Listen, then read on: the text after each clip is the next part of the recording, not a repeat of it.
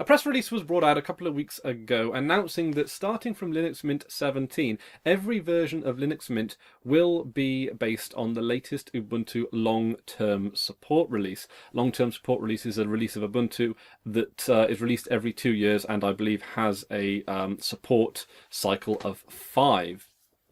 So I've always been a fan of Linux Mint, and it's always had a strong place in the Linux community as far as I'm concerned. They do a lot of things right where Ubuntu does a lot of things wrong. It refrains itself from having drastic user interface changes. It takes into account stability more than Ubuntu, or at least it seems to from me. And it seems to be a lot more community orientated. They seem to take a lot of feedback from the community. Their included package in their install bundle seem to make a lot more sense than what Ubuntu try and sort of foist on you. There are a good number of reasons why Linux Mint is a nicer to use Linux distribution to Ubuntu, and I'm not hating on Ubuntu. Ubuntu has brought some amazing things to the Linux community as well. And the reason I started using Linux Mint was actually twofold.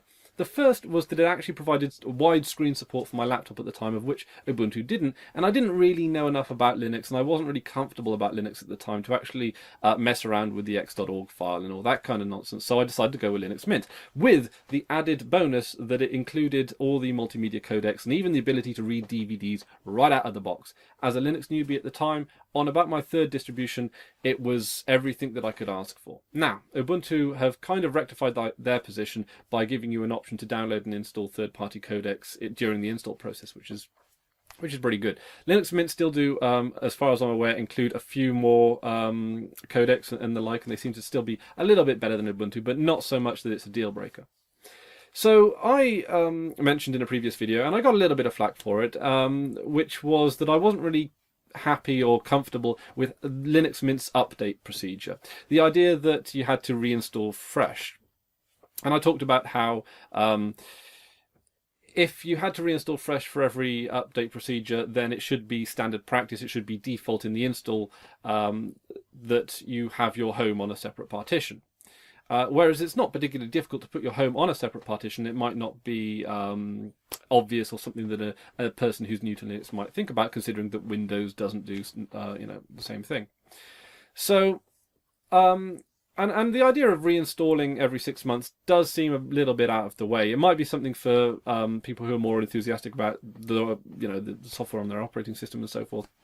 But for someone who uses their computer for work, who can't really afford to spend a down day every 6 months reinstalling programs and getting everything back, the idea of long-term support releases actually really did appeal to me. So I was using Linux Mint 13 up until recently, which is based on the long-term support version of Ubuntu. And I got to say, there really isn't that much difference between Linux Mint 13 and Linux Mint 16, or even Linux Mint 17 to that matter of fact. And I really do applaud Linux Mint for actually having a very consistent attitude to user interface and to their consumer base. And that is, it's a very high compliment as far as I'm concerned. So the latest version, so Linux Mint 17 onward, are going to be based on the long-term support release of Ubuntu. And this means a few things which I'm actually particularly excited about. First off, it means that the update process from, say, Linux Mint 17 to Linux Mint 18 should be a lot easier. It should be practically nothing, because there might be a few items in the Linux Mint repository that might be updated. There might be a few tweaks or bug fixes, stability issues corrected, that kind of thing. But no major overhaul changes, nothing that might risk a regression. And considering the track record of Ubuntu's long-term support releases, especially in terms of their stability and that kind of thing, and considering that Linux Mint obviously put stability pretty high up on their agenda, on their list of priorities, I think that this is a wise move. A wise move because we're going to see a more stable Linux Mint. And I mean, Linux Mint was pretty stable as it was, but we'll see an even more stable Linux Mint. We'll see a Linux Mint which hopefully should be easier to upgrade. I'm hoping that because the upgrade process is going to be like a lot less invasive, that they're going to be able to do it there and then rather than have to reinstall the whole OS from scratch. That's what I'm hoping. And if they can do that, then that's pretty much all the criticisms I had on Linux Mint sorted. And there would be very little bad I can say about Linux Mint that couldn't be applied to all Linux distributions really. So I've got to say it's a huge step in the right direction for Linux Mint, and it's a step in the more sensible. Many of you guys would argue and have argued a step in the more boring direction, because I know there are a lot of you who are big bleeding edge fans who always like to have the latest and greatest software on your machines. And from some of your suggestions, Linux Mint Debian Edition was something that you suggested that I might try, because it's an evolving distribution, and I got to say I do like it. And judging from whispers that I've heard from the Linux Mint community, it might be something that they fall back on as their flagship distribution should Ubuntu decide to take an absolutely crazy turn and do something with their distribution that Linux Mint can't fix. But then some rumours have come out saying that they're thinking of dropping it because not that many people use it. Reason I don't use it is because a lot of the binary packages that just generally get released for software across the board are Ubuntu compatible, and I don't really want to have to not use them because of my choice in Linux Mint distributions. And also, even though it is a rolling distribution, it's still a lot of downloading that's required on a rural internet connection. That is something that I'm going to have to factor in.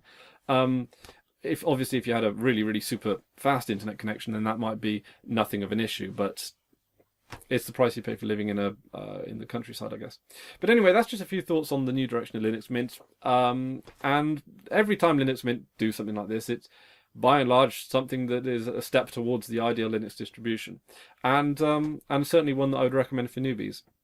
Like I say, the only thing really missing from Linux Mint now, and I'm going to assume that this is by choice, is that there doesn't really appear to be any kind of solid app store that, say, Ubuntu has. Calling it a solid app store on Ubuntu is a stretch, actually, because they seem to have a half-baked app store on Ubuntu. But it would be nice to see some avenue for professional developers to get stuck into the Linux community as well. Like I say, Linux is all about choice, and it would be nice if there were some options for open source and some options for proprietary software as well, because those different ways of building and distributing software both have their pros and they both have their cons. So that's just a few thoughts on the latest from Linux Mint. Please let me know what you think down in the comments section below. But I got to give it 2 thumbs up on that one. Boy, that is cheesy. Thanks very much for watching, and until next time, I've been Chris Ware, and you've been awesome. Take care now.